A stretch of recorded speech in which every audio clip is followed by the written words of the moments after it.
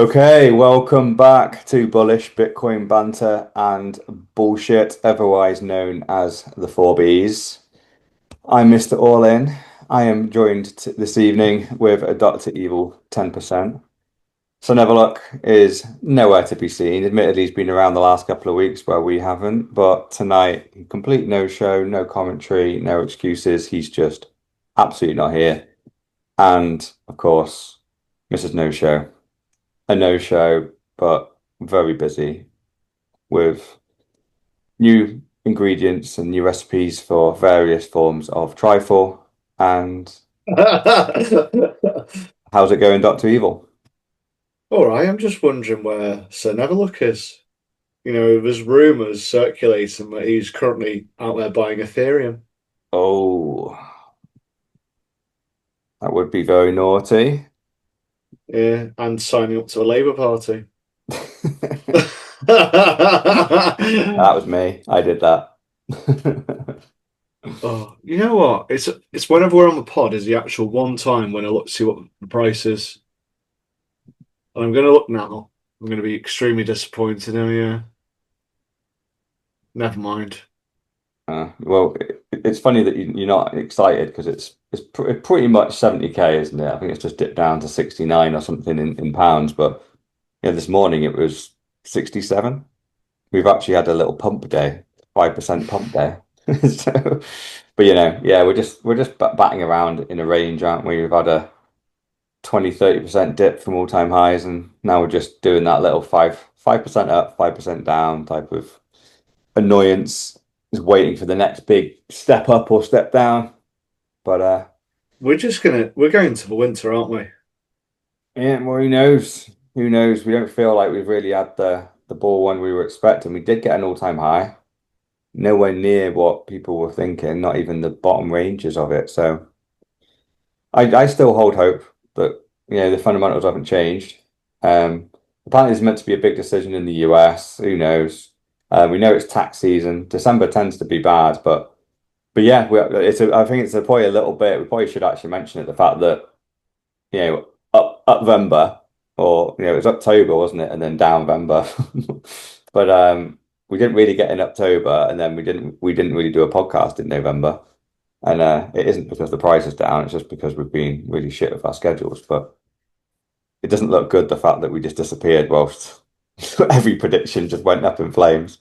Almost feel like when Jamie Carragher just disappears off podcasts whenever Liverpool lose. So, but apparently it is just a I coincidence. mean, it's just, I suppose it's a wondering about what on earth's going to happen because I thought this would have been a bit more of a solid high. But I suppose you kind of think who's going to buy it this time because it's such a big value. It's going to take quite a lot to shift the price of Bitcoin anymore, isn't it? So Yeah. you're going to need these institutional investors. You're going to have more micro strategies. You're going to have nation states adopt it and buy it with their fiat currency. And I think that's probably the key, isn't it? We need countries to adopt it. But for I countries to kind of adopt yes, it, but they I probably still need to think sharpen. I still think there's a lot of individuals that don't own Bitcoin. Still the general thesis and the general hypothesis of most people that I speak to out in the big wide world is, yeah, they don't own Bitcoin. They don't really understand it. They only know the misinformation about it. So there are a lot of people out there still yet to buy, but I wouldn't be surprised if part of the blockers is the financial blockers they have put on people, as in, how much money you can move at any one time. Those quizzes they put on, I've just got, I'm going through my second round of doing those quizzes where, yeah, you have to say, you're a high net worth investor to not have huge clampdowns on what you can buy and sell. So you have to say you have at least 250k worth of assets, that not including a house, and you have to say you earn over 100k a year. If you don't say yes to those two questions, you get severely limited how much Bitcoin you can buy in any one month. And I think it's limited to literally a couple of thousand. So I wouldn't be surprised if not only is the survey really doing a very good job at scaring people away, but then even with people that get through the survey, most people will be honest.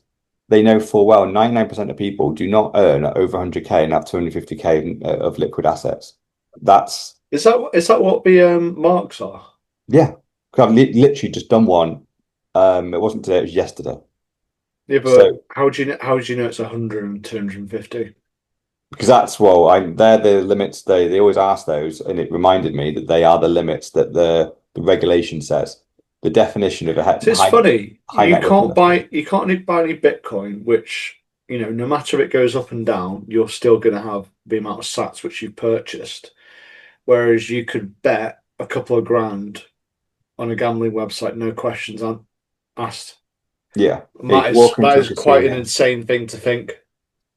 Yeah, and as we've talked about a million times, regulations there to protect the existing financial institutions, not the consumer. Because if they did care about the consumer, exactly, they would put proper regulations on gambling websites, casinos. You can walk into all these places, bet 20 grand, bet it in a day. As long as it's going to Bet365 or some casino or some slot machine, all well and good. That's a regulated company. How good and safe. But yeah, go and try and buy some Bitcoin with it, and suddenly they're up in arms. But the same limitations don't exist for the stock market. There's shitty companies, scammy companies that appear on the stock market all the time and drop 90% in 5 minutes all the time. So we know it is an attack on Bitcoin to basically like filter the inflow of Bitcoin is slowed down, but because of that. And we discussed, didn't we, when we went out for our little Christmas meal that we had the other day. I What would thought it you was mine you talking about your job outside McDonald's at Christmas and how much you enjoyed it and how much satisfaction you had. Ooh. Well, there's always those chats. But but yeah, it was just like, if we go back, like what would we what would you do now if you met a high net worth individual and they went, I want to buy 100 grand of Bitcoin. I just want to get in. The only way that we could come up with is you either have to find an existing Bitcoiner that will sell it to you, which they are taking a certain element of risk there because any transaction over 10K is it all falls into the KYC and AML laws. So selling 100K to an individual, technically you should do a whole load of things. So whether you want to do those things, blah blah blah, it's a bit of a nightmare. Or you would have to phone up one of these exchanges and try and do over the counter, OTC. And I'm not sure if 100K would be enough to get you in the door. It might well be you need seven figures for them to even look at you. That's kind of what over the counters work for. They would go, well, 100K transaction will work fine on the exchange. Do it there. And your reply is going to be, I can't get it there. My bank physically won't let me send 100K in one payment. And I think in So the UK it's about so 10K. just to say that your bank won't let you spend your money on what you want to spend it on. Yep. And their excuse for that is that they are protecting you from volatility. And right wing Nazis like you. Yeah.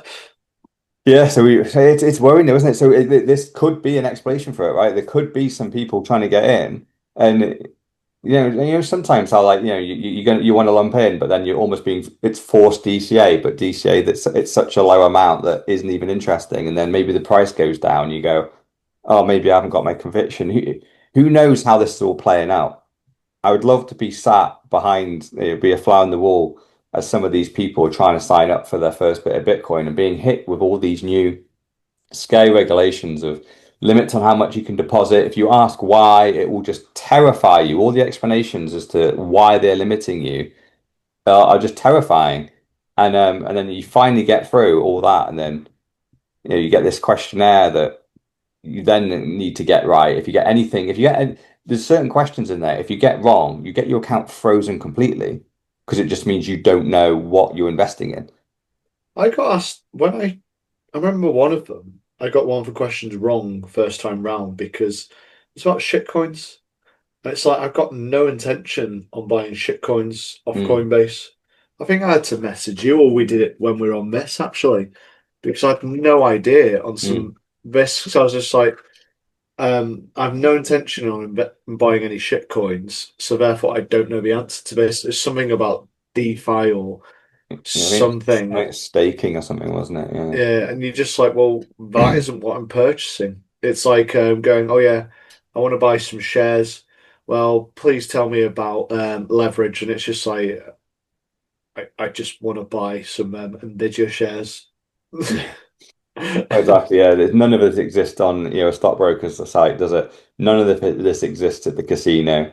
Oh, sir, do you know how to play roulette? Are you sure you want to put your money there? Have you No, read? sir, you want to play roulette? Do you know how to play rummy? Yeah. And it's We're going just to like, test you now, and if you get one question wrong, you have to walk but away I from the but I've roulette come to table. play on the spinny wheel. I don't want to play rummy. Yeah, like what would happen to that casino's income if you did any of this? It would plummet, wouldn't it? People just go, "What is this? Why I have to pass an exam?" And and guess what? Yeah, people don't know how to play the games. That's why they make their money. Like the last thing they want to do is ask them, "Do you know how to play this game?" Because most people are going to go, "No, I'm just kind of looking around and shoving some chips on some numbers and hoping for the best." It's the Yeah, I most went to a strategy. casino at 3 o'clock in the morning about a month ago. Yeah, totally, inebriated, I'm sure. Of course not. Me, 3 o'clock in the morning, strolling into a Yeah, casino that's what's with a wad even of funnier then, isn't it? 20s, It's even with a wad of funnier. 20s. You could literally Um, you could walk in there with 20K hammered and they would just go, "Have a seat, sir. Do you want another drink?" I, I You was I know? was in complete control of my senses at 3 o'clock in the morning after being on a night out. Yeah. Literally, yeah, you walk into an exchange, stone cold sober and like, with all your credentials and they're like put you for an exam before they let you buy £10 of Bitcoin. Walk in hammered, stumbling all over the place with 20K in your hand that looks like you've nicked. They were like, well, welcome to the show. Like, just go on our VIP seat. It's like, but hold on. One is an actual gamble where the odds are known to be against you, and the other one is an investment, which, we think anyway, if you look into it enough, it's just almost a surefire, bet against the existing form of money. Yet the regulators protect you on one and completely leave you to your own devices on the other. Yeah. Oh well. But the positive thing is though, even if people are getting throttled on how much Bitcoin they can buy, I would imagine that the majority of people they're going to get it there eventually, right? They're going to find a way. Money always finds its way to the hardest form of money in the end. So as much as they try and throttle it, when the times really come and hyperinflation really hits, they will have kept people's money in. But the people that really want to buy Bitcoin, they just have to start being more creative about it where it's spread it over your family's accounts, use everyone's allowances. It's a good forced DCA. Maybe you literally have to buy like some gold or some shares and then try and switch that into Bitcoin in some way. It's people are just gonna have to get creative, but I think there's new hurdles to overcome. When we were buying Bitcoin, these exchanges didn't have a UK bank account. We have to send it to Estonia and wait 3 days for it to appear. That was our like a barrier of entry. And before that, it was you almost had to be a technical whiz kid to figure out how to run a wallet and buy Bitcoin on an exchange and store it yourself. No 24 words and no ledgers. Um, and now it seems to be well, all that's there, but now just getting all the pipes are completely plumbed in, but now the financial system has started jamming blockers in the pipes, and now you can only get so much money in at a time, and that's the thing you have to get around. But I guess being a Bitcoiner was never designed to be easy. No. Figure it the fuck out. Okay, should we move on to our first story? Yeah, sounds like a plan. And it is Mr. Um, Elon Musk. Where is my screen? Here it is. So we have Elon right here, the richest man in the world. Um, basically, oh, actually, yeah, instead of showing it on my screen, what I'll do is actually give you the clip. Here it is. It's only short.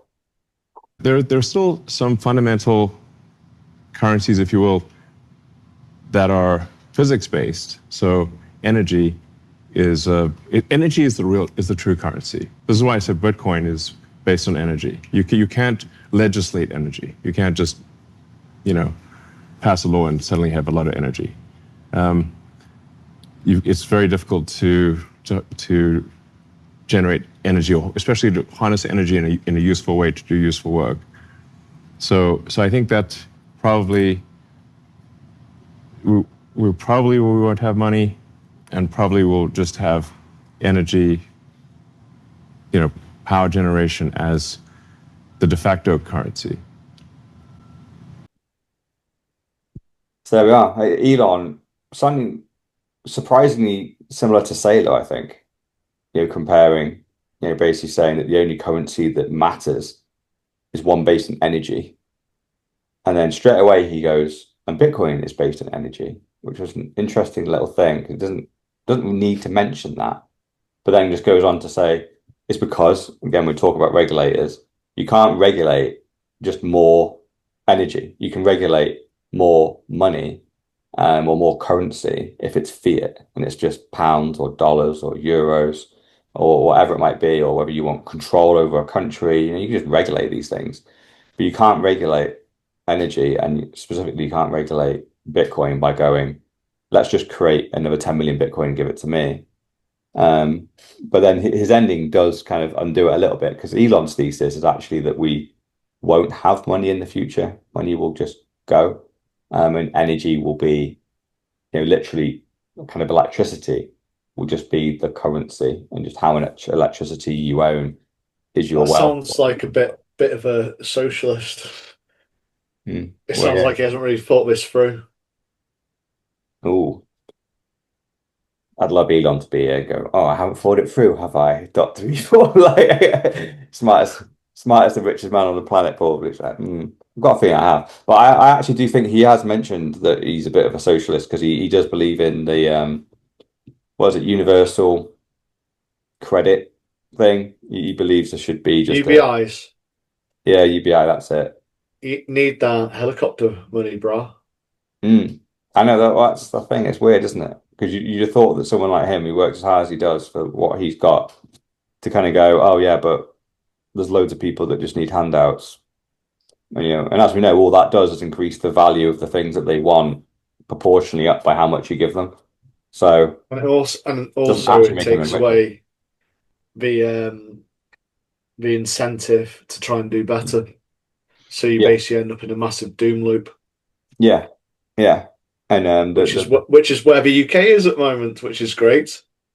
yeah, you just keep handing out more and taking more from the top and handing it to the bottom. Yeah, but I say the top, it's probably like the middle, really. The top is always untouched. It's just the middle, just get a big chunk of money given out, taken away, and thrown at the bottom.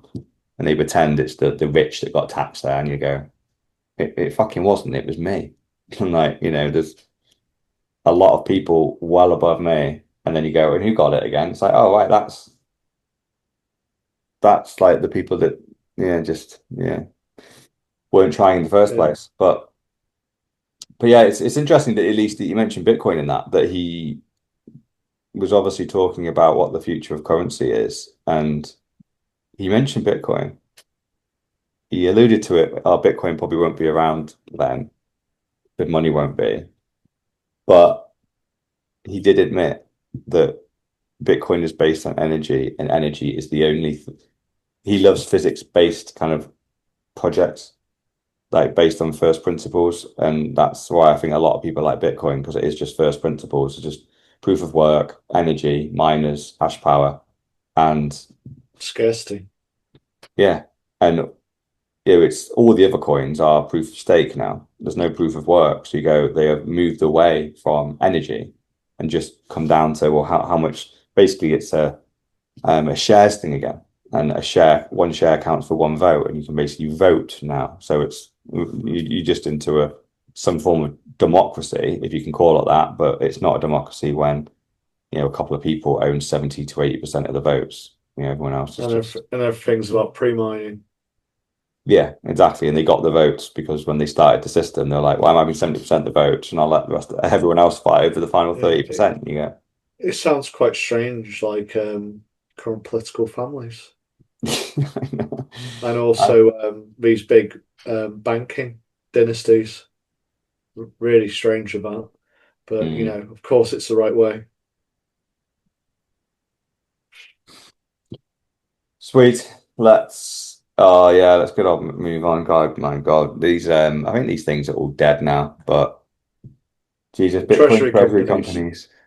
I Yeah. just, I looked at it, I was just like, you know what? I don't really care. We predicted this. It's basically let's create debt so you can buy Bitcoin, but pretty much to buy that Bitcoin, you've got to buy someone's salary. So you basically go, well, why am I buying this Bitcoin? I suppose the only thing advantage you've got is if you've got to put it into like an ISA or a pension, you can't buy Bitcoin directly into an ISA or a pension. That's the one advantage. So there is something about these treasury companies, but basically you're taking on their debt and their staff wages. If you're buying from a Bitcoin treasury company, is it just one person's salary who just clicks there, pressing a button to buy the Loads of, Bitcoin? Yeah, loads but of. what the fuck do they have to do? Well, I think just fucking take a salary and it's grifting, isn't it? Yeah, big circle jerk around. Let's buy the Bitcoin. Or what we can do for the rest of the day, look at the button to buy the Bitcoin. I think they just do podcasts with each other talking about how great treasury companies are. And Was it's what's his name in the treasury? Pomp. no, of course he is. He's like one in one, yeah. That's a He's typical Pomp thing to do. Yeah, exactly. Yeah, he's typical grift, yeah. But yeah, we've got a story in here that it basically just what's happened is they've started to sell their Bitcoin, right? Because they all had this thesis, right, where MNAV, which essentially is the valuation of the company compared to the price of Bitcoin that they hold. And they all thought this MNAV could not go below one, right? The value of the company cannot go below the value of the Bitcoin they hold.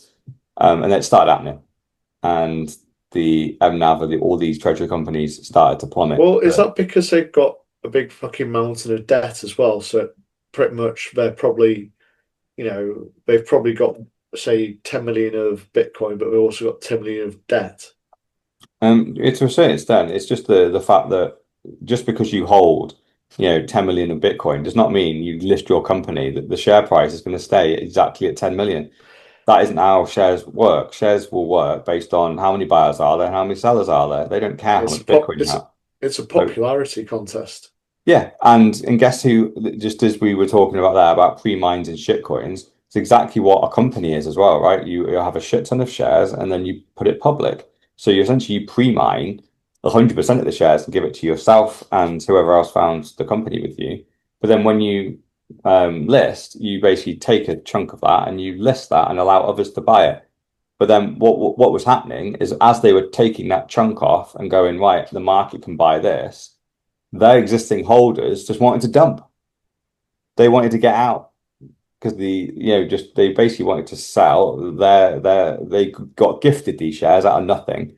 Yeah. So why not just cash it in? And supposedly this company's worth 10 million now, just magically, because there's 10 million of Bitcoins out there. So I want to sell my million quid's worth. So that sell pressure happens. And now there needs to be £1 million worth of buy pressure to basically keep the price the same. And then they were all just dumping. So there's no buyers on the other end. It's like, well, why would But it's price a go fact up? but it's also a fact that that £10 million worth of Bitcoin has to be bought with £10 million worth of debt. Yes. So Yeah. it's just a fucking retarded idea Yeah. unless you've got a captive market and you can come up with a way to market it to all those people who want to get it into their pension and MISAs. I'm sure as hell hasn't been that going on in the UK. No, and in reality, like you need to be, I think if you really want to do this, like you only need to be a pension company or something. Already run a massive fund and then just start one that is that's just tracks Bitcoin. You can already do these things. That's why, Bitcoin has an ETF. It's you can already just cut like you said about wages and there's a risk on this company failing and losing its Bitcoin, all these things. So just there's plenty of Bitcoin ETFs out there. Just buy those. These companies are complete trash. They're all trading well below their MNAV now. I think last time I checked, they were like below 0.5, which basically just means they are a junk company. And that 10 million of debt example, obviously they're going to have to pay back 11 or something. And the current valuation of their Bitcoin is less than that because they bought at the top and the price has only gone down since. And not only that, their shares don't match it either. So essentially, they're just a load of zombie companies now that unless someone's willing to come along and just plow a load of money in, it's over. And I don't think anyone is going to plow any money into them now because it would be insane, right? There's dozens of the things and they're all underwater. So, yeah, I think that is done. I think we can start 2026 and we'll probably just see, we'll probably the next time we'll hear about the treasure companies is we'll just hear them all closing down early 2026. Will be something next. Maybe it'll be the what we called the Island Boys come back. Maybe that's what 2026 is. The Island Boys. Oh yeah, what was the next line? Was that it? Just the Island Boys? Yeah. Yeah, so just some with the Bitcoin boys. That's it, yeah. The Bitcoin boys. The good old days. I reckon Bitcoin was about freaking 10K then as well. That's fucking glorious. Anyway, I think we touched upon it with Elon, socialism and the retarded New York mayor. Indeed. Hold on. I'm trying to share it. My laptop's playing up. Come on, get it. Get a virus from all that dodgy porn. Now you have to go around unusual sites. Got it. Right. So yes, Elon's retweeted, hasn't he, saying when government Como refuses to tax the rich, he's refusing to let workers enjoy the wealth they created. When he says low taxes foster a business-friendly environment, he means an environment where it's easy for bosses to steal from workers. Taxation isn't theft. Capitalism is. That is the mayor of New York now saying that. So this is my big question. Like I read that and I thought, one, you're either a fucking retard, or two, you're lying. You're just to protect. I think it is he's a professional grifter. He is one of the people near the top who is going to be milking everyone for their money. But my question is, how are the workers going to enjoy the wealth they have created by taxes?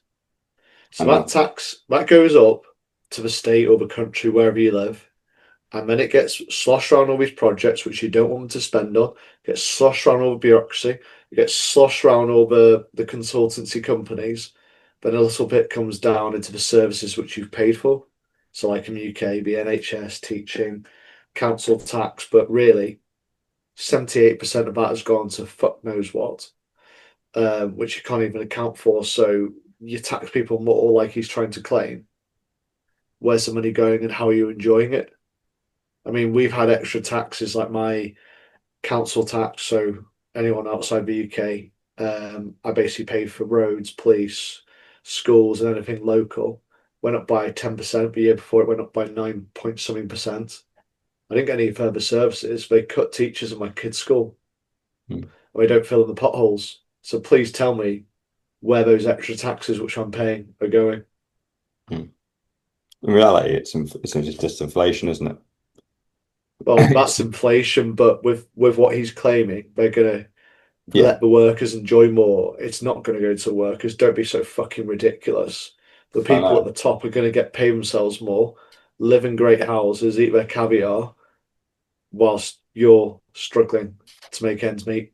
I just feel like we're living in opposite land now. It's like I've seen this happen a few times where you have debates with people and they use the exact argument for what you want, which is, Bitcoin. That will allow workers to enjoy the wealth they create, right? And then, that doesn't allow bosses to steal from workers. You have to pay fair. You read their arguments and you go, these are exactly the points I'm making. The benefits of switching to a pure capitalism with hard money that backs it, i.e., Bitcoin. Yet he's saying, no, I basically want socialism with fiat money that we print out of thin air. And you still achieve the exact things that I've been saying that I want to achieve, not having your time stolen and enjoy the wealth you created. They've just stolen my arguments, but put it on socialism. It's like socialism doesn't. You pay more tax, which will justify more bureaucracy, which means more spend.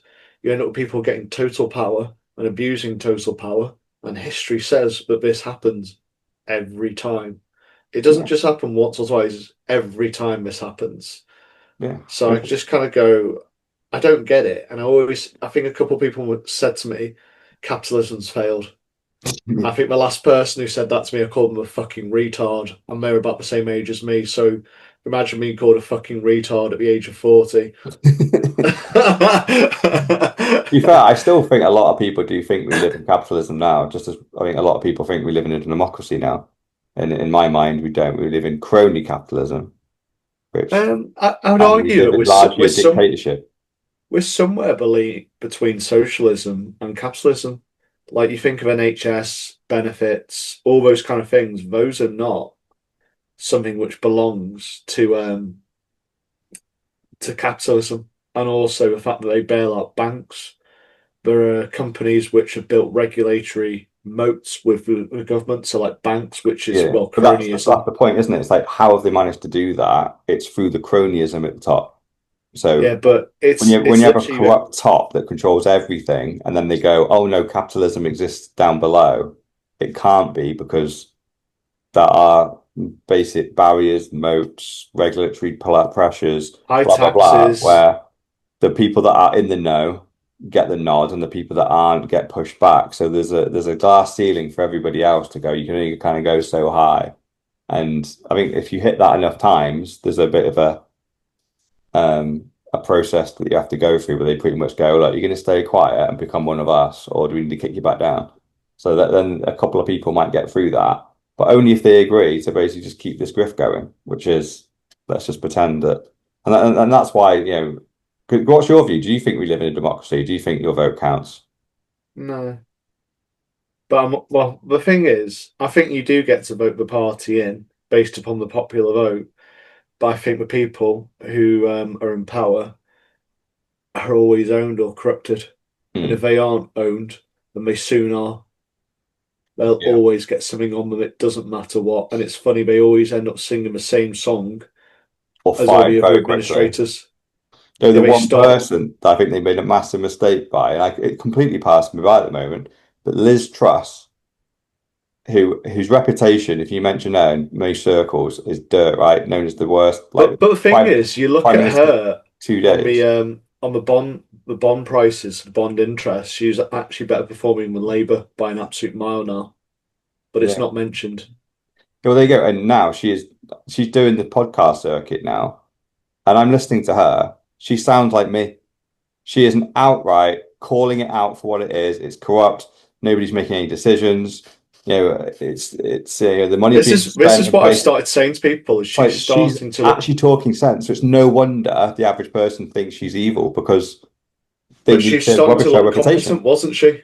She was starting to look competent, and then the problem is you got the grifters and reforms saying basically, "Oh yeah, we pretty much like what Liz Truss is doing." It's just like you won't do it. You'll be fucking another version of the Conservatives. You'll be there to pilfer and follow whatever you're told to do, but you'll put a slight racist spin on it. Yeah. Yeah, so like I think like Trump was he seemed to be a bit out of control, but they got him in control. And I Yeah. don't really understand what they got on him, but I suppose you never know, do you? Like there's obviously something which they got on him. Yeah, of course they are. Yeah. He's completely changed in the second term. He started singing the globalist line. He just does it in his own little way. Yeah, waiting for him to get rid of his baseball cap and turn up with one of those little round caps at the back of your head and start growing his beard out. Right, there we God, here we go. go. Look like We're not going down this look rabbit like hole, are we? look like your paymasters. Anyway, coming back to the point around basically socialism and capitalism. This I just saw this as a post. I think it was related or linked to the original we just spoke about, which basically is like that is clearly a socialist viewpoint we just read, and he's been voted in as the mayor of New York. And how has this happened, right? Um, and basically, this guy goes, I certainly would not suggest that our policy should be to embrace millennial attitudes unreflectively. I would be the last person to advocate for socialism. But when 70% of millennials say they are pro-socialist, we need to do better than simply dismiss them by saying they are stupid or entitled or brainwashed. We should try and understand I why. tend to send a GIF. Yeah, well, exactly. We're probably not helping. And Yeah, from the it's a perspective, Gordon Ramsay one saying, "What are you? An I'm idiot a stupid sandwich?" sandwich. There seems to be a pretty straightforward answer to me, namely that when one has too much student debt or if housing is too unaffordable, then one will have negative capital for a long time and or find it very hard to start accumulating capital in the form of real estate. And if one has no stake in the capitalist system, then one may well turn against it. And obviously we talk about this all the time, right? Inflation is killing people. We're all taking big hits. Taxes are going up, inflation's going up, so that means earnings are going down. The cost of everything that you buy is going up.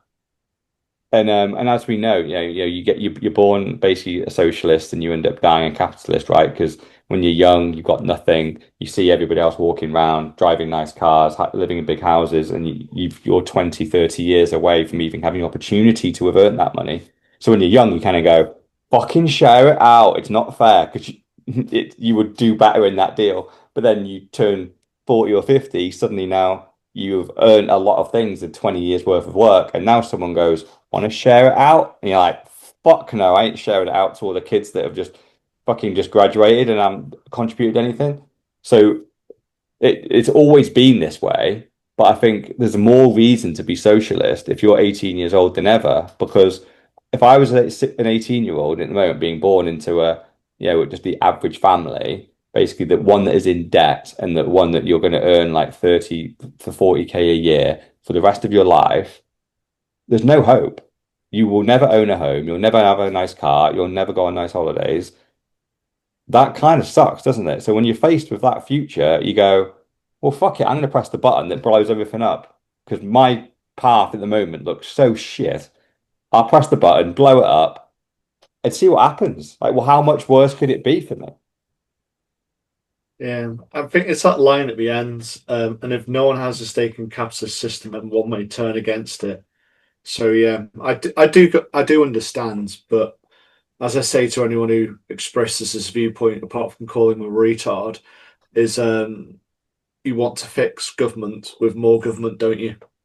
That's fundamentally what it is, and so you're trusting the people who've got us into this mess to fix it. Yeah, because that's fundamentally what it is, isn't it? They're not. Ironically, they're voting for socialism, but they're not even going to get it. They're going to get something more like communism, a dictatorship, where Yeah, exactly. Everything's state owned. The yeah, state can do even more what it wants, and we've seen with Starmer how he has shifted us more towards that socialism, but really it's communism where they own everything. They have control about everything. And we've seen some silly things happen in the last year. going to prison for tweets. That's looking more and more authoritarian by the day. Okay. I'm quite surprised that you haven't been arrested. It's probably because you're desperate to get to prison, isn't it? Honestly, I have thought about deleting my X account numerous times now because yeah, I kind of just use it to troll now and just for interesting stuff, but I can't help but comment. But I probably just need to stop and delete everything, which is bad, right? It's literally what it means is it's working. The fact that they're making examples of people for tweeting out just the odd word here or there that they deem offensive and giving them prison time or very long or very large fines. I think this week, whilst I working. don't like him and I don't really agree with what he said, Joey Barton, I think he was calling a radio presenter a nonce. He called him a bike nonce, yeah. But did you see the picture of him? I don't know if I find it. And he got a 6-month suspended sentence, but the replies which I saw, which is a very good point, is Hugh Edwards, who was sharing underage porn, so basically being a nonce, got a 6-month suspended sentence for the same thing. And you're kind of going, he was someone who worked for the BBC. Oh yeah, there you go. And look, come on. You see that picture, bike nonce. That is a noncy bike rider right there. Come on. It just fucking is. But it's the same sentence as someone who was a nonce. this guy is actually a nonce sending picture of his arsehole to like some underage lad. Yeah, he Oh, got yeah, that was it. He was grooming someone, wasn't he? And also had kiddie porn, yeah. but he got the same sentence as someone who sent a mean tweet. Yeah, and it's weird. I don't know where calling someone a nonce suddenly became a criminal offense. Like I remember watching just so many stand-ups, Frankie Boyle, fucking Ricky Gervais. They call people like pedos and nonces, and it's part like literally part of just the stand-up. And clearly, when Joey Barton was using it, he at no point does he think Jeremy Vine actually is a paedophile. It's clearly, but you look like the guy that hangs around schools that parents would be scared of, right? You'd be called a bike nonce if you dressed like that, driving around, riding around the primary school. You'd be like bike nonce. He's not saying he is doing it. He's just going, you look a bit like one, mate. You probably like, it's funny. It's a fucking joke. And somehow that kind of joke, when I was watching the judge reading it out, he was taking it so seriously that you're damaging someone's reputation, you're calling him a paedophile, this has serious consequences for his family. And like no, none of these things are true. It's literally like the in-betweeners just going, bus wankers. It's what I was just thinking is no longer can we call someone a bus wanker. Yeah, it's like, oh, that's what is it against your financial standing or what? Like, how are you going to take offense to that? It's a fucking joke. Like they don't actually think they're wanking on the bus. It's a fucking joke. Is that not? Is this not what we're meant to do on the bus? I know that's what you mainly did, but that's why you have to get the train now.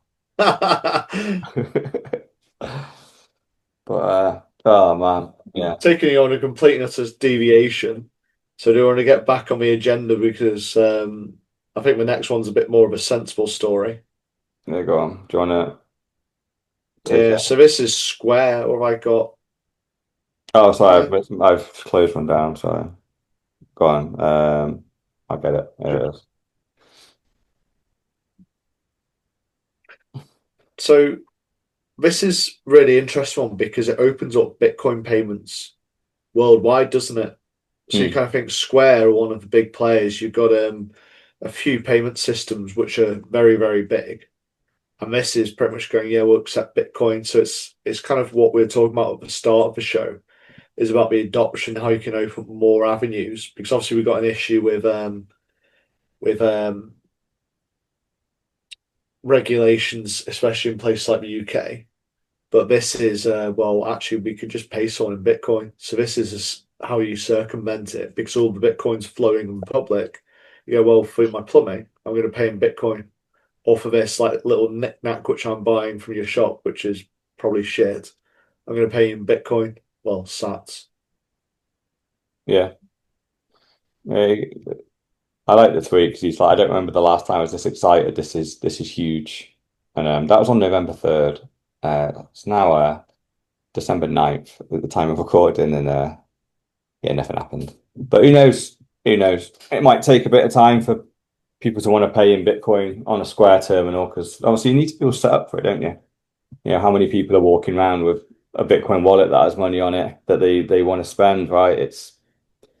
Obviously I'm a big Bitcoiner, but I'm not in the habit of doing that right now. I'm in the habit of it would suit me actually because I'm in the habit of basically taking my Bitcoin, selling it, and then putting the pounds into my accounts. Then I spend that, and then when I need more money, I have to go and sell a bit of Bitcoin and put it into my account. Imagine if you had the Square app and you're outside McDonald's, you get your business, and they just bump.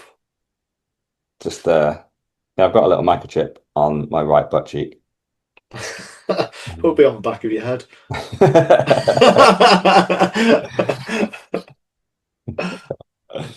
But yeah, who knows, eh? Who knows? Who freaking knows? Right, so we have another one. This is a great one, right? This is AI, or the most powerful of the AIs, the Grok.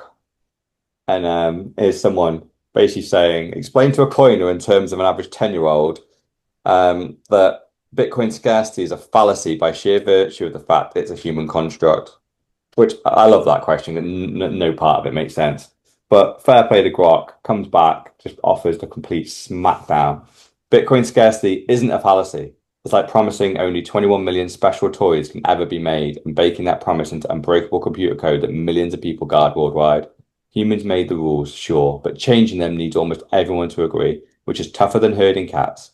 Gold scarcity is also human discovered through mining limits. Bitcoin just digitizes that certainty without central cheats. True value comes from this enforced rarity, not endless printing like fiat money. And the guy replies, utter bullshit. Like he clearly didn't get anywhere near the answer that he was looking for. But there you go. Like there's an AI that's gone off and looked at all the various sources, come back and gone, okay, is Bitcoin just a human construct and its scarcity is a fallacy? You know, that it could be increased at any time, blah blah blah. You know, Grok brought the smackdown. Right? It's a great answer. Couldn't have written This anything. guy is a prolific poster. Is he? Like I've just scrolled shitloads, and he has got so many tweets, and they're about Bitcoin. Like I thought I'll try and find this one to see if it's still a post, and I've scrolled and scrolled, and I'm only 19 hours through. This guy is just replying to bloody everything. Yeah. Jesus, because I was hoping to find that tweet. Yes. Hello, 911. I'd like to report a murder. But yeah, Yeah. it's I mean, it kind of always comes back to scarcity, doesn't it, with anything of value? And I think that's what people fail to understand. Can't get away with paper money, especially not for that long.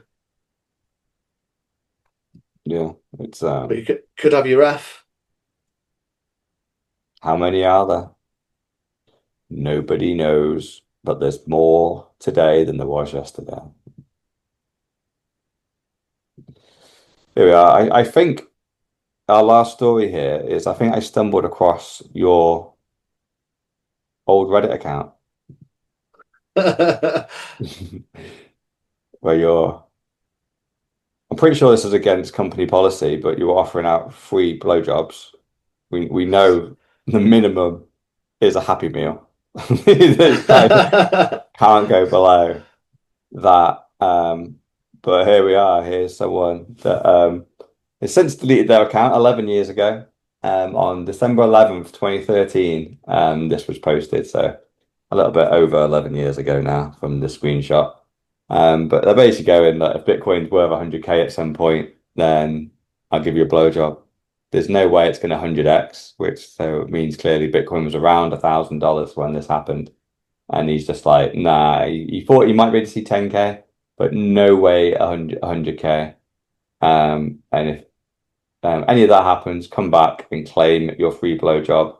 He said he will fly to where you live and give you an apology blowjob. So I'd imagine he has been extremely busy. Who's it to? Who knows? I imagine just some Redditor on Bitcoin, Just right? imagine like the Redditors just saying my balls are dry. You need to come out and fix this.